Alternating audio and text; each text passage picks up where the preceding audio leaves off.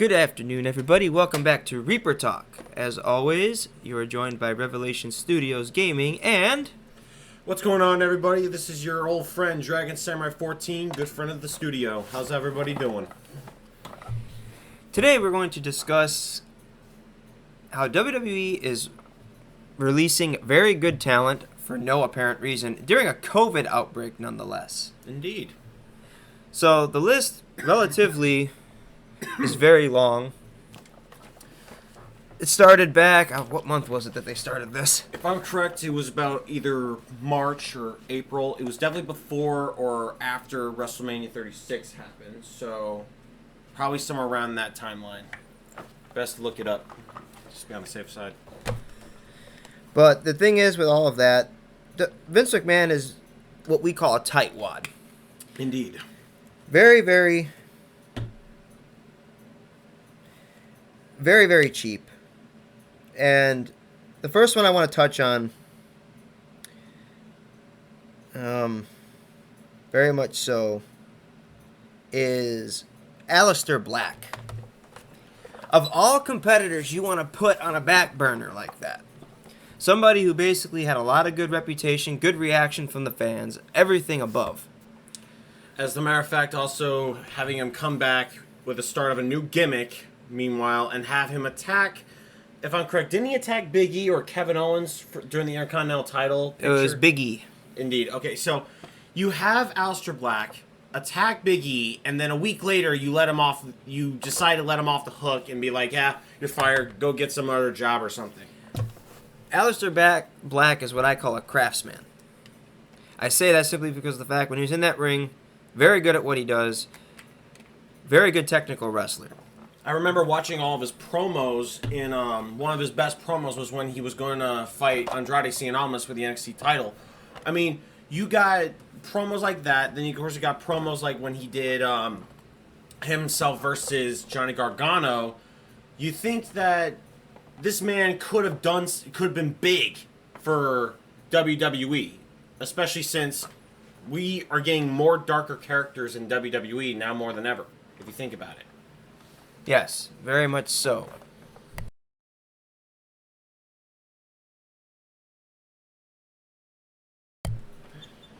Yeah, so one of the ideas that I get annoyed with, there's so many dark wrestlers now that we have. I mean, you had Finn Balor when he was being the Demon, you have Aleister Black, and then recently, at the time, we had Sting throughout 2015. Can't say he's a dark competitor. Sting was more of a vigilante, if anything. He was more of like the hero that comes to save the day from all WWE's biggest douchebags. I mean, that's why I look at it as like a dark character. I mean, I've watched Sting Into the Light, which was a documentary all about when Sting was transitioning into WWE, and Scott Hall, former No Razor Ramon, was actually the guy who kind of gave Sting the idea of being the vigilante.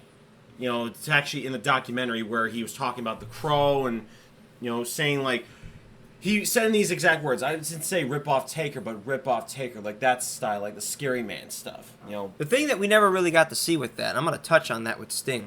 We never got to see the match everybody wanted, which was Undertaker versus Sting. That is one of my biggest The battle of the pile drivers, as they called it. The battle between Tombstone Pile Driver plus the Choke Slam against Scorpion Deathlock and Scorpion Death Drop, you know. He also did do the Tombstone, but it was his own version of it. Mm-hmm. We've seen it in WWE 2K16, 17. What I don't understand is they had a current version of Sting in those two games. We're going to touch on the games as well with this because the games kind of mixed in with the animosity of what's going on. Oh, yeah.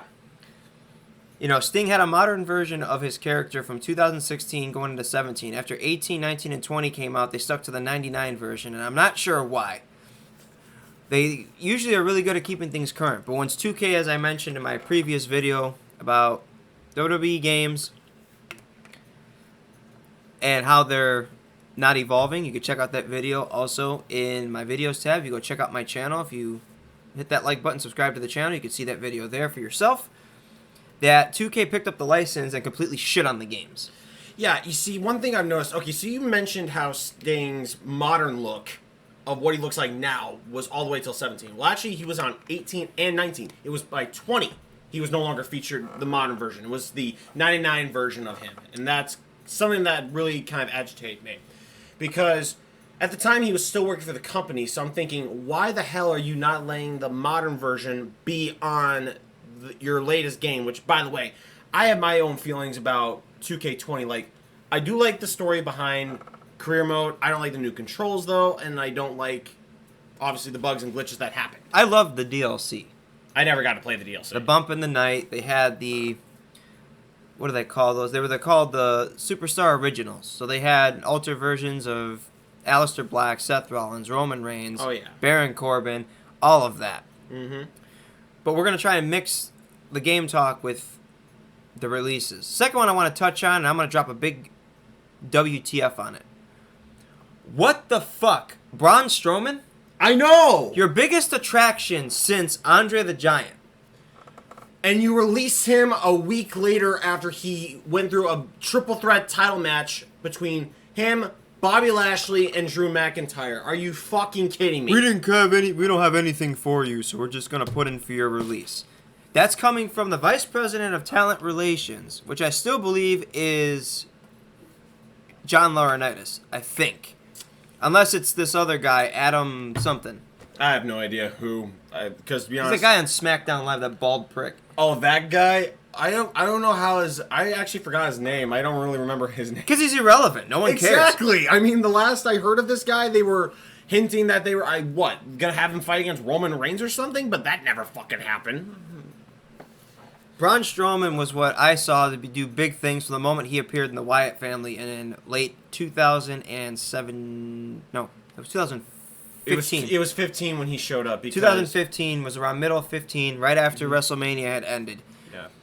Yeah. He was the black sheep of Sister Abigail and was this destructive force that couldn't be beat and he wasn't beaten up until Roman Reigns was the first one to beat him. No, it was Sami Zayn. Remember? Was it Sami Zayn? Yeah, it was Sami Zayn on Roblox. Because at the time when the brand split happened in 2016, yes, Braun Strowman was transferred to Monday Night Raw, and he was undefeated. And there was a whole promo thing going on when Sami Zayn was wanting to beat him, but Mick Foley, being the general manager, he was giving him this attitude like, no, you can't do it, you can't do it, you can't do it. And finally, Sami Zayn snapped back at him, and it turns out Mick Foley was just going over to be like, I was just getting you revved up, so that way you're ready to fight Braun Strowman, because Sami Zayn was in that mindset where if he can't beat Braun Strowman, then he shouldn't be on Monday Night Raw and wanted to be transferred to SmackDown. But the minute Mick Foley said, we're going to trade you with this other guy, and I don't remember who he was supposed to be transferred, and nice, you dropped your phone. Yeah, I know, right? And it led to Sami Zayn exploding on him, and then he's like, yeah, I want to see that attitude when you fight Braun Strowman at Roblox. And it turns out it was all freaking ruse from freaking Mick Foley. So, nice job there, Vince. You just basically, the person that was making you pretty good money and had a big fan base was making money, getting ratings. Nice job. Yeah, as a matter of fact, I mean, you made him Universal Champion during the beginning of this pandemic, and I'm not gonna lie, he was a great Universal Champion. I mean, you see those storylines he had against, for example, The Miz and John Morrison? Only to have him put over by the guy who gave him his start in the first place in Fiend format. I mean, yeah, My biggest shocker of the whole releases was in 2020 when they released a 30-year official veteran in Mike Chioda. I never heard of Mike Chioda, actually. He's the senior referee who's been one of the best referees in WWE that's been here since 1990... somewhere in the early 90s somewhere. But he's been around 30-plus years of service. Where does he wind up? All Elite Wrestling, where everybody else appears to be going, which I believe, honestly, AEW is WWE owned, and it's just a flex company. I don't think so, because here's the thing. It's too obvious. Because if you think about it, if AEW was that large, WWE would be in the toilet. Well, the way I look at it is like this. So, AEW, which is the new company I'm going to have to start following at this point, because I'm getting pissed off with everything that WWE's been doing. It's been ridiculous. I've just been thinking, like, what the hell? So, AEW was formed by, if I'm correct, Tony Khan, who was the name of the guy who's, funding the company. And then Cody Rhodes. And then you have, I was about to get there. Cody Rhodes, he started it up. and you have Kenny Omega plus the Young Bucks. They are in charge. They are basically all in charge of creating this company. Chris Jericho as well. And the whole thing I'm noticing is that a lot of the superstars from WWE are going to either now. They're going to AEW. I mean, for example, or New Japan Pro Wrestling. Exactly, which AEW is in partnership with. They're in partnership with AAA. They're in partnership with Impact. They're also in partnership with AEW is making smart moves, partnering with other companies rather than fight them, join them, help them out. Exactly. They're basically a big chain, whereas WWE, Vince is a selfish SOB. We all know this. He's a tightwad, which, in case you don't know what that means, he's a cheap bastard. Now, with that being said, as far as last year's releases, I can easily name one, but I want to let you pick one. Like Sarah Logan? Wasn't she the guy who was part of the Riot Squad? She's part of the Riot Squad, but she was the one that I think was getting the most attention. Ruby Riot's got that fucked up nose, and no one really cared for her attitude. Her in-ring performances were terrible. Liv Morgan is just a poser. She's just a pretty face at that point with a blue tongue. That's all that is. To be honest, I think Ruby Riot did way better at NXT than she did in the main roster. I'm not going to lie. Most competitors do. That's why Adam Cole refuses to leave NXT and be bumped up, because they know he's not going to be utilized properly. He's going to wind up in AEW, and he'd much rather be a star somewhere where he's getting paid the most money. I mean, hey, he knows Kenny Omega. I mean, he was part of the Bullet Club, so... That he was. It's just, in my opinion, with Sarah Logan, I didn't really pay much attention to her. The only knowledge that I have of Sarah Logan was when she was in a three-woman team with Ruby Riot to rival Absolution that Paige was running, which, by the way, really sucked because I was actually on the last Monday Night Raw she was ever in as a competitor, which was the one on Christmas. Because her injury got... her injury on the back of her neck got what's the word? Re-injured. Re-injured the live event after the Monday Night Raw on Christmas. So the Monday Night Raw on Christmas was the last one where she was a in-ring competitor. And that really hit me hard. I actually made a video about that on my channel. Me talking about my opinion about Paige retiring. But anyway. So, moving on. Yeah. Lars Sullivan. That one's obvious. This is what happens when you do gay porn. And don't tell anybody about it. And then, you run around, strutting around saying how much you hate people. Well, maybe you shouldn't have stuff that you know is going to be exploited over the internet. That particular video has become a meme all over the place. You Google it, you'll see how... It was... I watched the video like most people were out of curiosity, and it was a messed up video. I stopped watching about 4 minutes in. I'm like, yeah, I can't do this. So, I can understand that. But that guy just became a troll in general. I mean, okay, here's the thing I have my thoughts about Lars Sullivan. Before you even brought that up, you told me about that, and you show me like a photo of Lars Sullivan in his younger days. And I was like, what the fuck is this? And you told me, that's Lars Sullivan doing gay porn. I almost threw up in my mouth. I'm like, ugh. Anyway, he's irrelevant. He didn't do much anyway, except, destroy Kalisto most of the time. And injure Jeff Hardy in the process. Which brings me to the next one, which is Kalisto. Great cruiserweight divisionist. Oh my god. Technical wrestler. Great luchador. Lucha House Party is I thought was one of the better factions. Dude, I remember seeing him in person. Since the Mexicools in 2006. Never seen that, but... There's the 3 little freaking Mexican dudes that used to ride on lawnmowers. My very first Monday Night Raw I went to... Juventud Guerrera. My very first Monday... Oh, I'm sorry, go ahead. It was Juventud Guerrera, Super Crazy, and Psychosis. Yeah, my very first Monday Night Raw that I ever went to was in Christmas of 2017, and I walked in, seen the arena, and it was Kalisto in the middle of a match, and he was freaking phenomenal. I'm just like, damn, this guy's good. I mean, you have this whole thing where I liked the angle when he was entered into 205 Live.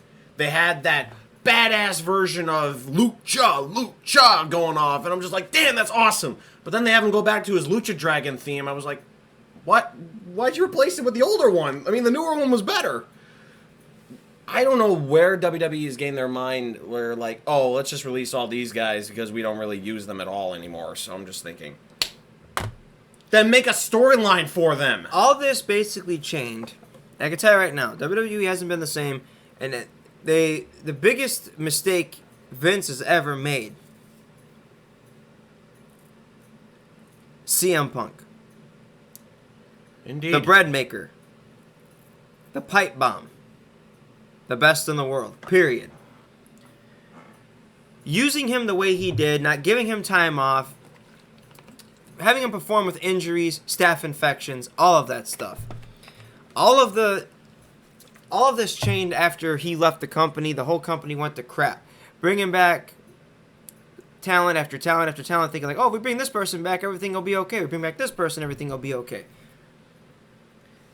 Yeah. You're training your superstars in a very different way now to where they're causing injuries to other people. Perfect example.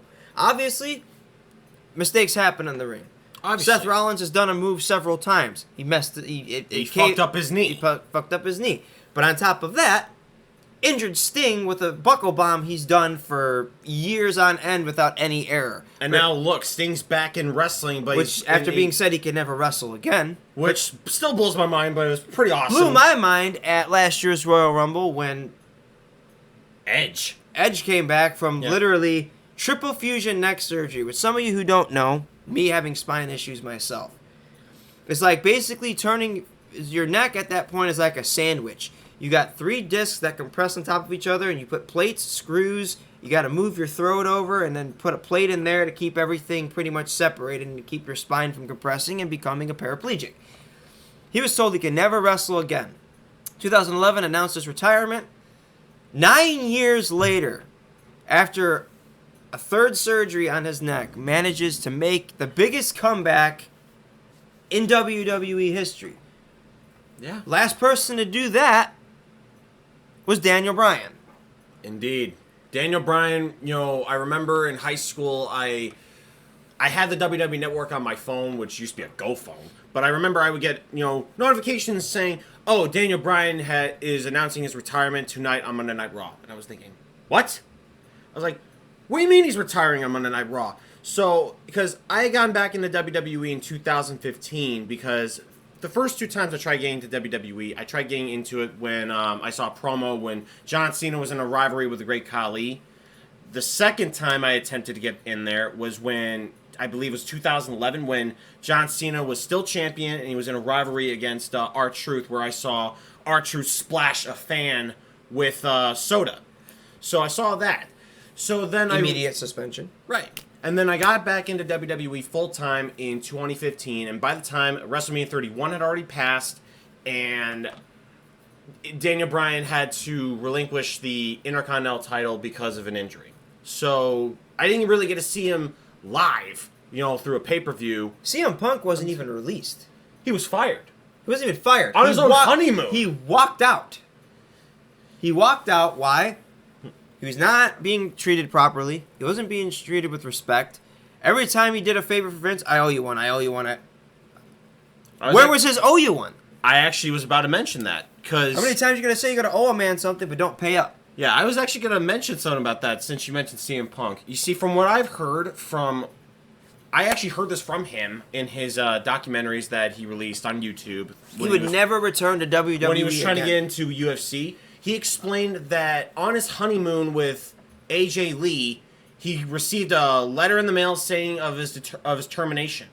And I hear this whole thing going on where CM Punk was claiming that, oh, I don't like being put over for part-timers, because, if you think about it, he was being put over for part-timers. John Cena, The Rock, you see that, right? Every day. And he wants to, and his main goal was to be on the main event of WrestleMania. But during his time as WWE champion, not once was he put in the main, event. The last ever time he was pulled over for a part-timer, to my knowledge, was when he was fighting Undertaker in WrestleMania 29. Chris Jericho was actually his last, but Chris Jericho put him over in that street fight. Chicago street fight. That was in the Extreme Rule, the WrestleMania 28 or 9. Yeah, I remember that match. That was the last time a part timer was ever put him over. Now, the thing was, that wasn't just his biggest issue. He had a huge issue with Triple H running the company. Oh, yeah, he did. He had a huge problem with him. They didn't like each other, period, because he was this Chicago street smart guy with, he felt had no talent. Bullshit. The guy had all the talent in the world, best microphone skills. He had that, it was a vice, basically. He had a vice for it. Basically, it was a straight edge lifestyle. And that was the one thing Triple H hated. You got to stop using, your straight edge lifestyle on a promo. And that one storyline you did about the straight edge society was just bad. I'll admit that storyline was kind of shitty. It really was. It was bad because I kind of felt like they ran out of ideas for him and he was heading for his release. Then he kind of switched things up to where when he went to Raw, everything changed when he, was fighting with John Cena, and that led to, his contract ending, and he was breaking fourth walls. He was saying TNA on live TV. Just the factor when he was like, "Whoops, I'm breaking the fourth wall," and then waves at the camera. I think at one point he mentioned Chris Benoit, which big no-no. Not allowed to do that. I would like to touch on that as well. Yes, what he did was horrendous, but it wasn't at his own fault. The man had a neurological issue going on from series of head injuries that caused him to do what he did, aside from the steroid use. Chris Benoit wasn't a monster. He was just terminally ill. He should not have been competing anymore. Exactly. I mean, you even seen Chris Jericho standing up to... If you look at this video called Dark Side of the Ring, that's Chris Benoit's story. Chris Jericho says, if you're going to talk shit about Chris Benoit, I don't need you here. Because what was going on top of all the shit he was dealing with the head injuries and the years of abuse, the diving headbutt was banned because of that specific reason. Mm-hmm. His best friend passed away. Yeah, Eddie Guerrero. Eddie Guerrero's death put a lot of strain on his career, his mental, his everything, to where everything was just going to utter shit. Vicky Guerrero has said it. Her sister, even Chris Benoit's sister, or wife's sister, so his sister-in-law has even stated Chris changed drastically after that. So to basically remove a man from history simply because of the horrendous and maliciousness behind what happened, it wasn't his fault. And even during the Dark Side of the Ring, there were doctors saying they did tests on his deceased brain.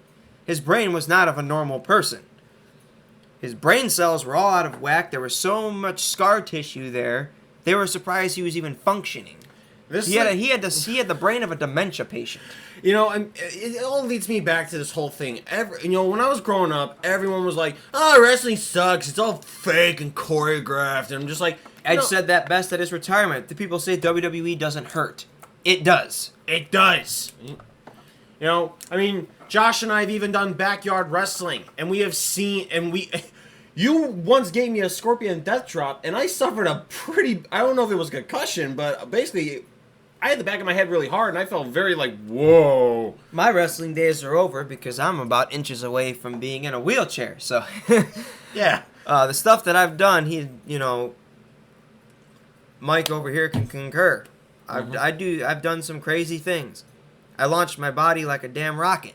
So, yeah. I use my body as a weapon. It's probably not the best thing to do, especially when I'm flying off of ladders and... Now, granted, we were two idiots who didn't know what we were doing. I knew exactly what I was doing. We never took fucking wrestling school. We never took wrestling school, but you watch it enough to imitate and know exactly how to take a bump. There you go. Yeah, even little kids done it. I've even one time watched little kids do it on the trampoline. No, we're doing it on grass. I literally watched a video where someone titled the video I need to stop watching Darby Allin matches, and it showed the part where Darby Allin, he launches himself and he lands on his back against the other superstars. This little kid actually attempted to do it, and he landed hard on the floor, and he was crying. I was like, oh my god, what the hell? They do it on trampolines. We did it on the grass. So, you have to think, the grass is kind of like how a ring is built. It's very hard. Somewhat bouncy, but not enough shock absorbent. Exactly. The Big Show. Oh my god. Now, that's a touchy subject, given the fact his history with the company, and now all of a sudden he joins AEW, which I think was a good, bold move, simply for the fact that for a lot, they gave him a lot of shit for his weight over the years. It's like, you need to cut back on weight, you need to, get more muscle, lose some of that body tone. Everybody knows, Paul, That's his real name. Was very self-conscious about his body type.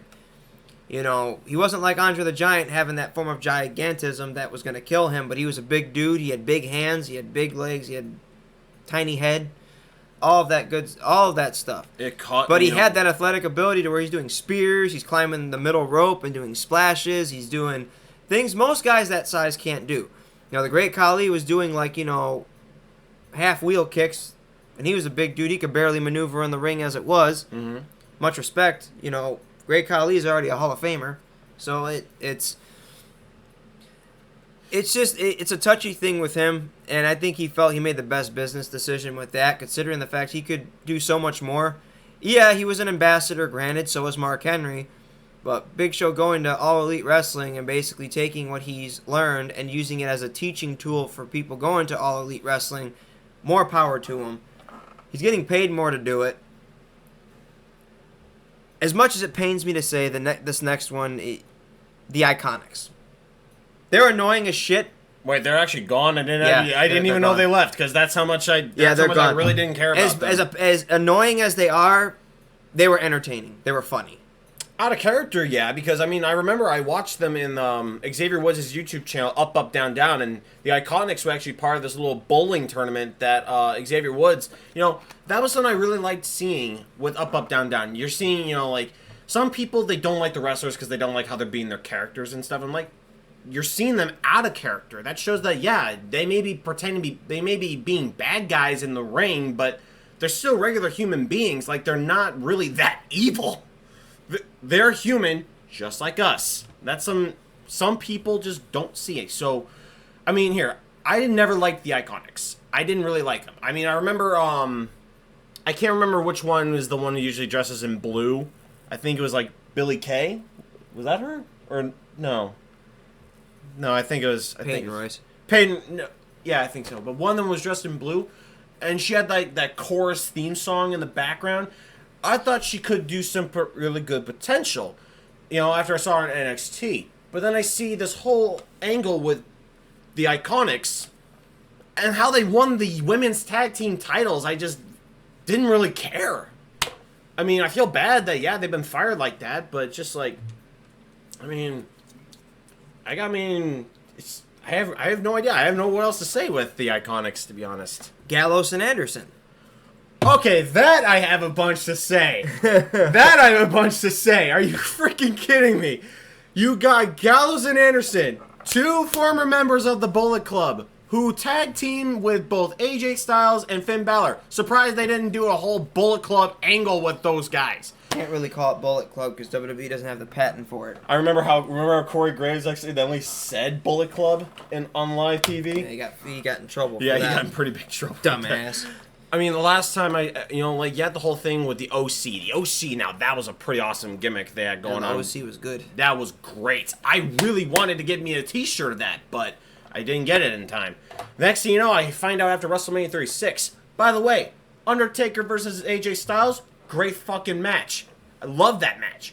So seeing Gallows and Anderson being fired right off the spot right after that match, what the fuck?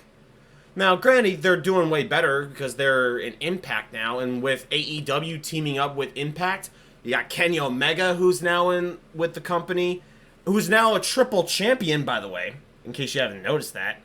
Yeah, he's AAA champion, AEW champion, and Impact Wrestling champion. That's something I've never seen before. A wrestler with 3 titles? Makes me react like how Big E reacts whenever he hears the word 5. Like, when he's like, 5?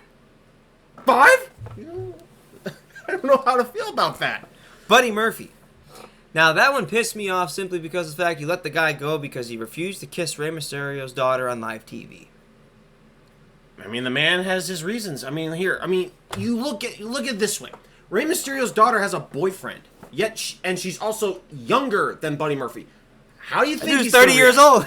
Yeah, how do you think he's going to react? Like, how do you think he's going to be like, no, I don't want to kiss his daughter? I'm just like, and you're going to fire him for that. Like, dude, that's bullshit. And that brings me to this. Selena Vega. I don't care about her. Well, no. She ain't got no talent. No, hear me big out. Mouth. No, hear me out.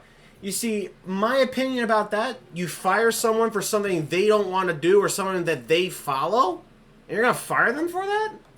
That's shitty. I mean, I've seen... I would have taken Charlotte Flair getting released over somebody else, honestly. She's being pushed way too far, and I think, honestly, she's the most overrated, narcissistic poster woman for complete, utter stupidity. All they're doing is just filling in whatever gaps her father's career had left before he was retired by Shawn Michaels.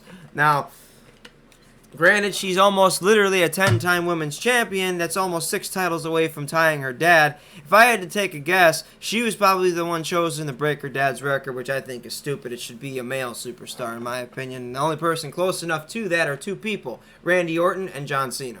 Indeed. You know, it's just like, I really just don't understand anymore about this whole thing with Charlotte Flair. You know, I first saw Charlotte Flair when she was in her rivalry against Nikki Bella for Night of Champions in 2015. That was when I finally got WWE Network. Or actually, yeah, after Night of Champions, that was when I finally got the WWE Network. And I saw the whole rivalry between the two of them. And they're just having her winning title after title after title after title after title after title after title. I'm just like, enough! I mean, you're having her winning more titles than Asuka's freaking title streak that she had in NXT when she was undefeated. It's ridiculous. Like, I get it, she's Ric Flair's daughter, but she doesn't have, you know, like... She has no microphone skills. Another thing that makes me say this, yes, she's Ric Flair's daughter, I respect that, but I don't think it should be a Flair who's also, like...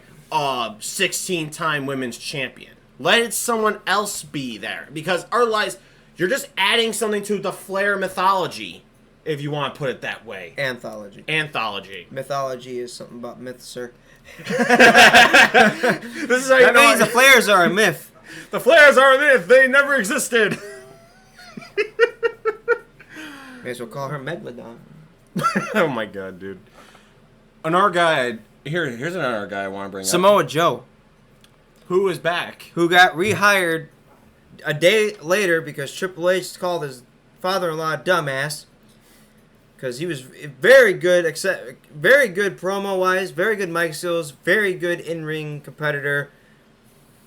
And on top of that, he's one of the better wrestlers out there with the most experience. Great submission wrestler. I mean, I've seen a lot of his matches. His matches against Finn Balor, AJ Styles, Seth Rollins. I'm not going to include his match with Brock Lesnar because that was a fucking squash match. We are going to pretend the Great Balls of Fire pay-per-view never happened. That pay-per-view was an atrocity. It was an abomination. Making Roman Reigns a heel was a bad idea. Because he sucks either way. That man has no mic skills. You know... The Rock didn't either, but The Rock became very better over time, and I think that's why they're doing it. They're trying to keep this Samoan dynasty thing going, and it's like... I'm not crazy about Roman Reigns at this point. I mean, here, I'll give credit where they're killing Seth Rollins. Seth Rollins, oh my god, he has gotten... Okay, I'm sorry to say this, but I personally don't like this gimmick he's got going on. Embrace the vision! You wanna know what I see? I don't see Seth Rollins. I see freaking Joseph C. from Far Cry 5. Embrace the Vision sounds like... He sounds like Damien Sandow. Remember that guy? Who? I'm just kidding. I know who Damien Sandow was. Or Damien Mizdow, as he was called in 2016. You're welcome. And all that stupid-ass character that was. Oh, my God. Yeah, when Seth Rollins turned heel in 2019, I thought, like, okay, it's about time he gets a heel turn because, if I'm correct, he turned face in 2016. Am I correct? Yeah, that was when he turned... Dean Ambrose's heel turn was a little bit short-lived simply for the fact he didn't want to do it. And the reason why they did it was simply like, oh, yeah, he's leaving from, because, he's got leukemia, so let's talk shit about him. Like, also, I'm not doing that. Also, he didn't like the fact that in one of his promos, he had to even mention a pooper scooper. Yeah, I'm not kidding. I heard that in a video talking about that. I'm like, what? A pooper scooper. Okay. That's not original at all. It's kind of sad that when Roman Reigns is constantly doing so bad, that's when they decide to bring John Cena back and put him in his place. Dude, you know, it's just like, I feel like Roman Reigns, you know, like, if I'm correct, I heard somewhere that Roman Reigns said he would only turn heel if he was going to have a rivalry with his cousin, The Rock, and that's what I thought was happening. So when Roman Reigns came back as a heel at SummerSlam and attacks both Bray Wyatt and Braun Strowman, I thought, okay, maybe he's being an angry guy, not as an actual heel.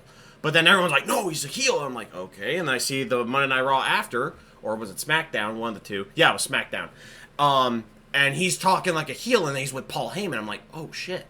So I'm thinking, okay, what does that mean they're going to have an angle somewhere down the line for WrestleMania where they're going to have him fight The Rock? Because a lot of people do want to see that match. They want to see Roman Reigns versus Dwayne Johnson. Everybody had a different idea of that, and it's completely different what you had. As soon as Paul Heyman came in the picture, everybody was blinking Brock Lesnar. Brock Lesnar's never coming back. Yeah, that's... Brock, I think, has had enough of all, like, the back and forth, part-time in, and, you know, I'm holding on to the... You know, I'm tired of saying that I'm holding this title hostage, and it's like, you know, you're the ones that keep on making me hold this. Give it to somebody who's actually going to show up every freaking day.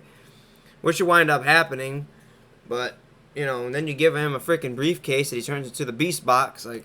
That was actually funny. It was funny. Beast Box, bitch. And they're like... The one he was doing that freaking shuffle when he was, like, doing the dance. I thought that was funny. I was like, okay, I don't like Brock Lesnar as He's a done character. some funny things in the past, like when he mocked Eddie Guerrero coming out with a freaking doing, like, a salsa dance with a sombrero and maracas and a Latino Heat shirt. I thought that was kind of funny. There's even a whole thing where he even danced MVP's theme song when he came back. You didn't see that? Like, you noticed that he's... Like, yeah, he was dancing. And yeah, like, he was dancing to it. He didn't care anymore. At this point, like, fire me. I don't care. Yeah, you see, okay, Brock Lesnar is a person I have respect for. I've seen videos of him out of character, and he's not a bad dude. He just doesn't like people. It's not a bad thing. It's just that's how I am. I don't like people like that. I get kind of like in this thing where I'm like in this bubble and I feel protected and like, you know, I feel the exact same way. I don't like being around a lot. I don't like being around a lot of people. I'm the exact same way. You know, I keep my circles very small for that particular reason. It's less drama, and on top of that, it's not even a phobia, as you know, Stone Cold on his podcast tried to point out to Brock is like, it was like a phobia. He's like, no, it's just how I am. Like, he's not a bad dude. You could have a conversation with the guy, and he's pretty cool. You know, he's done countless interviews in the past. Like when WWE 12 was a prime example. When that game came out, they interviewed him after he had just finished his surgery after having diverticulitis for 2 years. And, you know, he was out of UFC action for a while because of that particular disease that he was dealing with, the illness. And, you know, that was the first time he was implemented back in the game, which was hinting, you know, the fact he's going to sign a contract, which he came back, fought John Cena, then Triple H, and then from there on out, it just became like, you know, a series of, he became a part-time attraction. And the Conqueror, the Beast, everything was basically all that implemented. mumbo jumbo they gave him. Suplex City, all of that. I mean, I've seen, like I've said, I've seen videos of him out of character. I mean, you know he's a nice guy because, I mean, there's even videos where, there was one where he was being like a freaking, what's the name of that? You sit in a booth, you're a parking guard, basically. He was a toll booth guy. He was that guy, and then he also did one where he worked in the cafeteria for the day. And now he's doing Bearded Butchers. You know, he's, you know, like, it just annoys me to see just how terrible things are going to these wrestlers. I mean, another guy I want to bring up who actually has done way better in a new in a different company than he has in WWE, Zack Ryder. Let's talk about Ryder left AEW and went somewhere else. Yeah, he went to Impact, and he's done way better since he's joined Impact. All right? I'm not going to lie. You look at Zack Ryder, that man was treated badly in that company, if you think about it. Only won one major title, and that was the Intercontinental title. Exactly. The only other title he had was a title he made, and that was the internet title.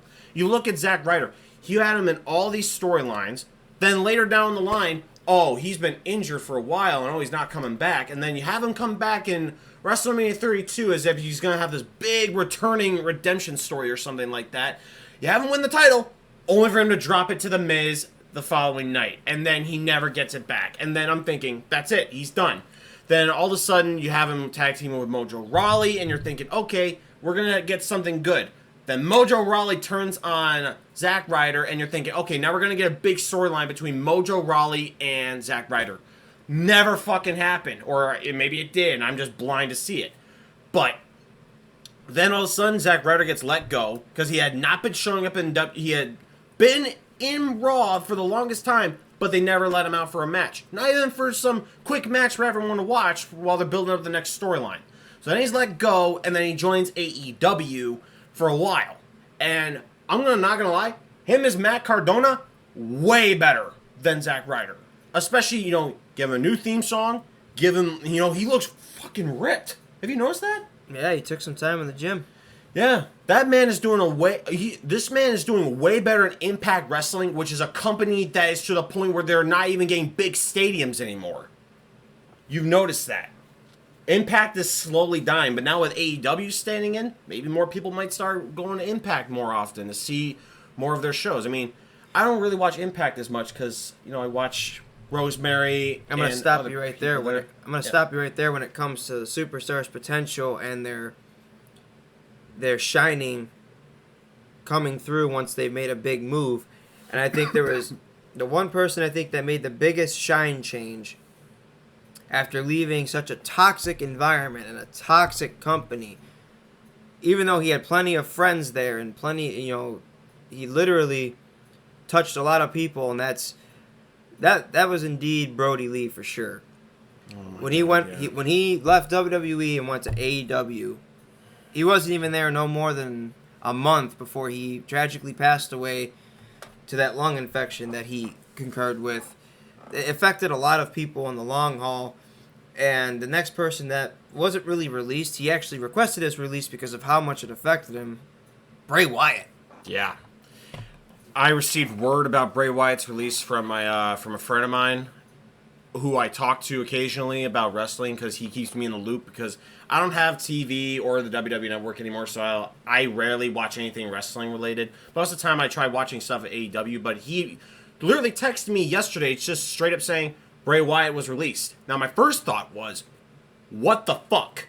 Because I don't like what was going on with Bray Wyatt. I mean, I loved his Fiend character. It made me start liking the guy because I couldn't stand him when he was being Eater of Worlds Bray Wyatt. I was starting to like him, though, when he was doing his rivalry with Finn Balor. But then you have this whole thing where, he's being the Fiend and everything's going fine and dandy. Oh, he got burned up by Randy Orton. I mean, I keep rewatching the moment where he screams at the top of his lungs for the Firefly Firehouse match. And that all those flames explode. I'm like, bro, that's fucking dope. Bray Wyatt was going to do big things. They had him come back during Fastlane. And, Alexa Bliss brought him back. Only for him to lose at WrestleMania 37. And because of Alexa Bliss. Now, everyone's theorizing that now he's no longer the Fiend. Like, I'll put it to you this way. The only reason he wasn't at his full potential with all of that, Brody Lee's death affected him so bad mentally, it's like he didn't even care.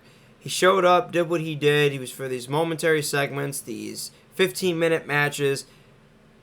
He couldn't concentrate. He couldn't put any thought into the character. It was one of his best friends. And, his other one, Rowan.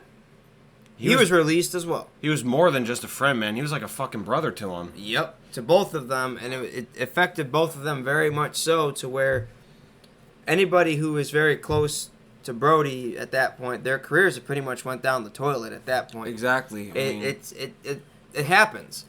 You make these friendships and you build these relationships with these people you work with, and it touches you and it affects you in a way that most of us would never understand. It's not just a professional, but the personal level of it, which really affects all of that. So him asking for his release, I think, was the best move for him before he wound up being like another tragic suicide story that nobody wants to hear. I mean, I'll look at it this way. I mean, I remember I went to Money in the Bank in 2018, and when I got there, it was when Brody Lee was Luke Harper and Rowan. They were the Bludgeon Brothers, and I saw him for just a few seconds when they were going back to the back, because I was getting in my seat and they had just beat the Good Brothers, Gallows and Anderson, for the to retain their titles for the SmackDown Tag Team Championships. And then seeing Brody Lee, I was like, wow, that guy's really cool. Only for me to realize, I now look forward, I'm just like, I just saw a guy who actually eventually passed away.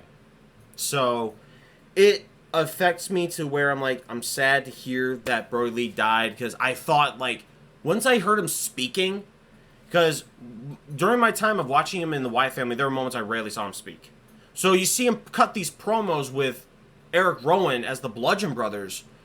Dude, that was freaking amazing. I'm like, this guy should be cutting more promos. And they finally have him do that in AEW. And now to hear that he played a good away. villain. Yeah, he played a great villain. More than a not good. He played a great villain. Yeah, imagine having to wear the same freaking shirt every day for pretty much 5 years. It's just sad to see that, see such great talent go to waste. Yeah. And now, by the time it's finally realized, it's too late. By the time they finally realize... Another person whose talent was wasted and pretty much was never used properly, and it's pretty much signed the same time as CM Punk did. Daniel Bryan, he signed with AEW too. He said later. I've been hearing about that.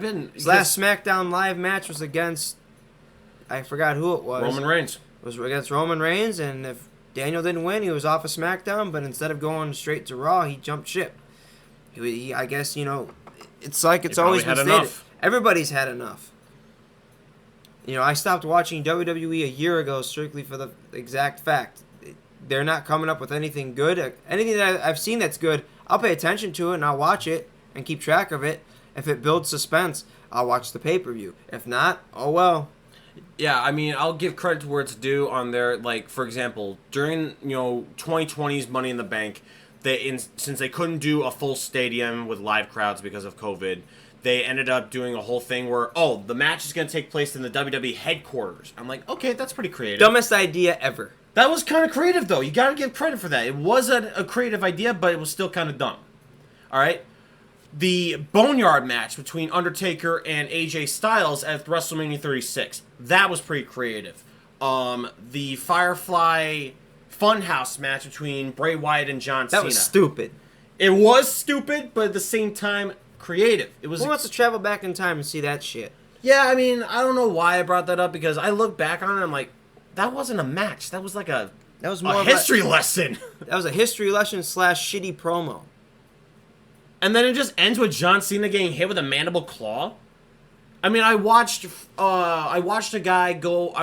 guy talk about an idea about how John Cena could come back as a heel. But that's fucking down the drain, because, John Cena's back and he's acting like he never got affected at all by the power of the Fiend. Most people are the same way. Seth Rollins was always bleeding at the mouth, and the next week came back and said, I'm good. Well, you think about it, here's the thing I've noticed. When Bray Wyatt fought against, say, Braun Strowman, Seth Rollins, after their rivalries, they changed. Seth Rollins ended up losing the Universal title to The Fiend after their match at Hell in a Cell, which controversial. Like, I've seen videos talking about that match. That we don't talk about. But also when he lost to him at the Crown Jewel pay-per-view.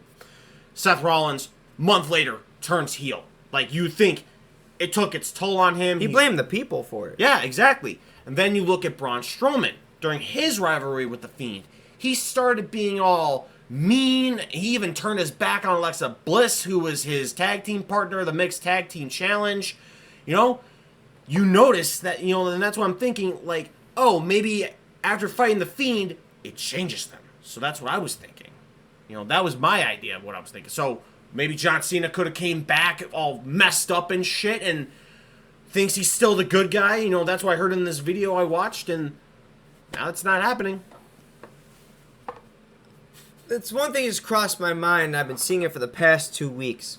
And what's that? This Baron Corbin hobo shit. Oh my god.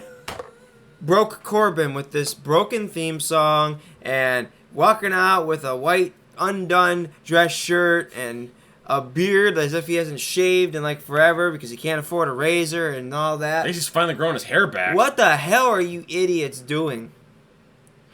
He's another good talent that I have a feeling by next year is going to get released as well. Bro. That dude has talent. He's got a finisher that he made up himself that nobody's even ever used before. And you got him running around acting like he's broke all because he lost his king's crown and his stupid stick. Like, anybody who's been King of the Ring has never basically been that dull. I mean... Last person to have King of the Ring was Sheamus. I mean, I remember I first got into Baron Corbin around the time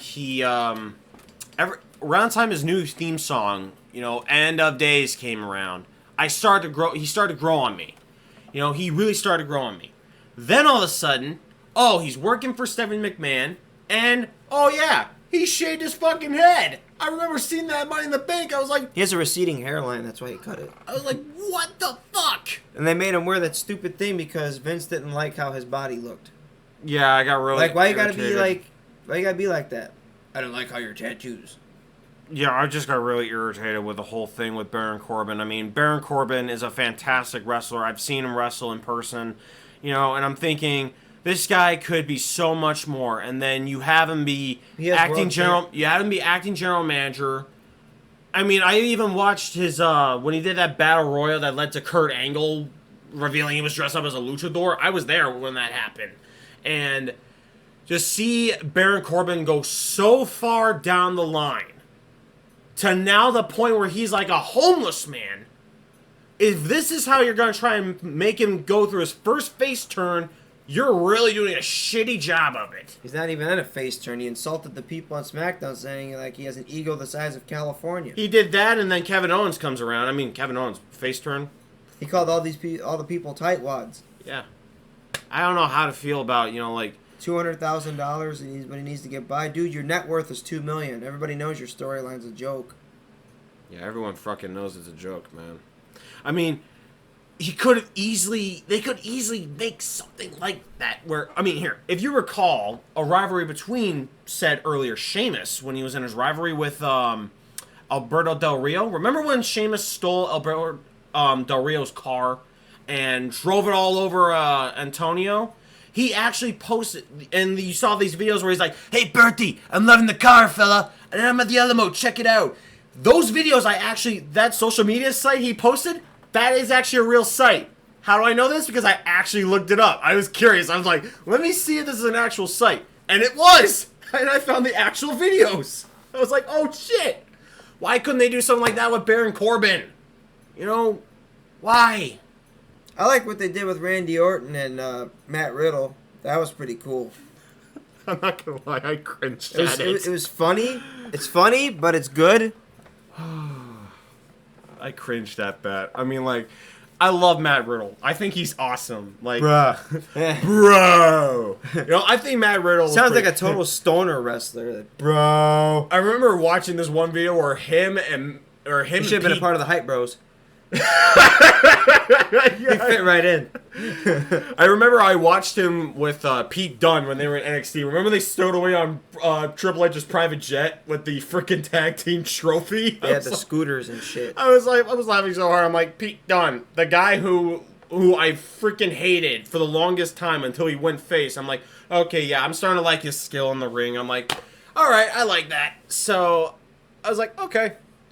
Just seeing him in an angle with Matt Riddle, that really got me off guard. I was like, what? I mean, Pete Dunne, you see that man where during the United Kingdom tournament to crown the inaugural UK champion, he attacked one of his future opponents, knocks him off of the tournament because he was too badly injured, and he got stared down by both Triple H and William Regal. That's how you know this guy was going to be one of the biggest heels for NXT UK. But knocking people off their pedestal. Just when they were about to basically establish probably making Finn Balor Universal Champion again, what did they decide to do? Make a segment where Baron Corbin throws freaking Finn Balor into the corner over there. Then John Cena beats up Baron Corbin and signs the contract. Now it's Roman Reigns and John Cena, and it's just like, dude, you're overrated. Just take a step back. I know exactly how this is going to go down. I know exactly what's gonna go down. Title 17, and then Finn Balor gonna take the title off him, and John Cena retires. Nope. That's not what I'm thinking. It's gonna be one of those Fatal 4-ways. Nope. It's gonna be where John Cena and Roman are gonna have their fight. John Cena looks like he's gonna get the W, and then Finn Balor's gonna come out of nowhere and screw John Cena over because Finn Balor's been a heel before. And He sucks at it though. That's probably why they took him off for that detail. yeah, well, Finn Balor, I know for a fact. Kyle O'Reilly's he's taking names and kicking ass. Yeah, Kyle O'Reilly. I've been hearing good things about that guy. But in my opinion, I think it's going to be where Finn Balor's going to attack John Cena, and then we're going to get the rivalry John Cena versus Finn Balor. But we're never going to get the Demon versus John Cena because Finn Balor has said he wants to be him. He doesn't want to be the Demon anymore. And the only reason why they haven't had the Demon showed up is because Vince McMahon wanted to do a whole angle to where, it rarely happens that the Demon ever pops up. But now I'm hearing that Finn Balor is saying that he doesn't want to be the Demon anymore. He wants to fight as himself, and that's great. That's fair. That's fair. Yeah, that's fair. Don't, the only reason why Vince McMahon did most of this shit is because Finn Balor, when he was in New Japan Pro Wrestling, he would always airbrush his, he would always paint up his body to look like a character. Like he did comic book characters back then, like Venom. Yep. Even Carnage he's done. And if I'm correct, I think he even did the Joker. I think he did Joker as well. I can't really put my finger on it. Sting did it. Impact. Oh my god. Don't get me started with that. I love that gimmick. That was freaking awesome. And I wish that was a heel turn no one expected. I'm surprised he even mentioned it when he was being inducted in the Hall of Fame in WWE. He actually mentioned Joker Sting. I was like, really? You're going to mention it? I thought you're not allowed to bring up anything from other companies when you're with a different one. Yeah, at that point, he's a Hall of Famer. They don't care. I mean, then again, he was the first ever guy to be added to the Impact Wrestling Hall of Fame. So, yeah, it's just... Why don't we start talking about the games? That's something we need to dive in. The games... It is approaching SummerSlam, and we have heard nothing updated for 2K22. Now, normally, like I mentioned in the video that I mentioned before that you could check out on the channel, is usually announced after SummerSlam. It's when they start, telling you features and featured superstars and the game's all-around theme and all that stuff. We've heard nothing before, which usually what we normally do is around this time of year and we're hearing nothing. Typical 2K and their just relentless butchery of wrestling games. The one thing that I have noticed that really got me ticked was, okay, so let's go back to 2019. 2K19, great ass game. That was great. Because here, I didn't really play much of the SmackDown versus Raw games. I mainly got into WWE games through 2K. So I've mainly played the 2K games. I have played some 2K, of the 2K14 is still going to be the best one. Indeed. Agreed. So, the thing that I have my opinion on. So, all the previous 2K games, 19, 18, 17, and 16, and 15. Well, I started with 15, and then I played 14, and then I would later get 16. They would keep us posted. Like, they would occasionally post trailers over the next few months that keep us in the loop. Like, yeah, it's exciting. Like, yeah, let's get ready for this. WrestleMania 35 shows up. No trailer at all. No post, no nothing about 2K20. So I'm like, okay, does that mean 2K20 is still going to happen? What's going on here? It wasn't until late August we finally get a trailer for always 2K20. After SummerSlam, yep. Yeah, it wasn't until August we finally get a trailer. And they show off as if it looks like it's still in alpha stage. I'm like, this is not good. And then I see the controls were changed. What the actual fuck? Like, why now all of a sudden have you guys decided to change the fucking controls in your damn game? You keep it from... You can change it. No, you can't. I reverted mine. Really? You did? Yes. Okay, well, in that case, I'm dumb. Because I actually tried doing that myself, and that didn't work. I tried doing that when I first got it. When they did the first patch note, they gave you the ability to switch the controls back to the old ones. Okay, I need to take a look at this when I get my copy back. I think someone's borrowing it from me. I can't really remember. But so that was one problem I had. Crashes and in 2020. Every patch note, as I mentioned, broke something. After it fixed something, it broke something else. Yeah. I remember the whole factor when 2020 finally rolled in. The internal clock in the game couldn't handle something about it, and as a result, the game fucking crashed every time I tried loading into the damn game. I was very pissed. You were pissed. I bought the deluxe edition. Yeah, you wasted more money. I only bought the standard edition. And I bought the collector's edition. After that, and I was like, you know what? Fuck this game. Yeah, I only went and got the standard edition because I liked the idea of what the career mode was like. I liked the idea, you know, like, yeah, add a female wrestler to it. I like that idea, because so then I got my guy wrestler who I made, and my girl wrestler that I made, who, you know, were my best creations I ever made in during whenever I played the games. And getting to see them interacting with each other, and then seeing the funny storyline. Like, for example, that one chick who claims she's a MMA fighter, and she, Brooklyn, that was her name. I didn't play those. Oh my god. There's this part where, they're goofing, where they've been invited to go to this place where, their school bully's, like, hosting some show or something. And they're sitting, and they're like, yeah, I was expecting something else to be going on here. And then the girl's like, I know, me too. But, yeah. So, there's so much I would like to talk about. I know. Yeah. We're on a time crunch. Yeah. But anyway, guys, we've hit pretty much the pinnacle of the video and pretty much touched on a lot of things that basically have been going on. Bear in mind, my recommendation, just watch AEW. I mean, I'll probably get 2K22 just to see. But I'm not going to lie, though. They cut off a bunch of the wrestlers. Like, it's probably not going to be as good as the other ones. Yeah. With all that being said, guys, we are going to call it here. Yeah. This has been Reaper Talk with Revelation Studios Gaming and Dragon Samurai 14. Drop a like if you guys have not already. Subscribe to the channel for more content just like this. There'll be more well, I guess you can call them podcasts. Yes, more podcasts coming. Yep, and feel free to subscribe to my channel for future videos. Yes, subscribe to Dragon Samurai's channel. Like some of his content. The link I could post in a description once I get the description put out once the video is out. Indeed. But subscribe to the channel. Subscribe to his channel. Like his content. It's got some pretty good stuff on there. And we will see you guys in the next one.